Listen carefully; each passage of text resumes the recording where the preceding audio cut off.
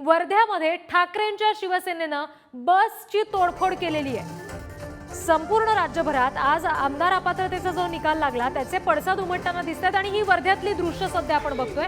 ठाकरेंच्या शिवसेनेचे हे कार्यकर्ते आहेत जे दृश्यांमध्ये आपण बघतोय, बसची तोडफोड त्यांनी केलेली आहे। प्रतिनिधी पंकज गदगे यांच्याकडून अपडेट्स घेऊयात। पंकज, काय नेमकं कारण होतं थेट बसची अशा पद्धतीने तोडफोड करण्याचं?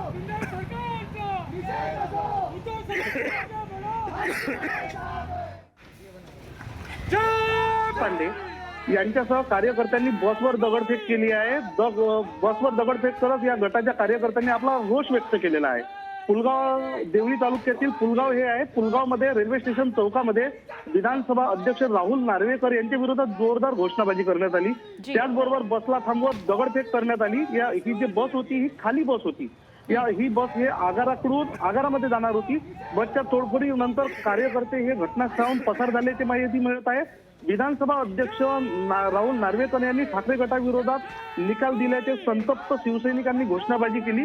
तसेच एकनाथजी शिंदे यांच्या विरोधात सुद्धा जोरदार घोषणाबाजी करण्यात आली। एकूणच ठाकरे गटाचे कार्यकर्ते जिल्हा प्रमुखासह आक्रमक होताना दिसून आले। बसची तोडफोड त्यांनी केली आहे। जी पंकज, धन्यवाद दिलेल्या सगळ्या माहितीसाठी।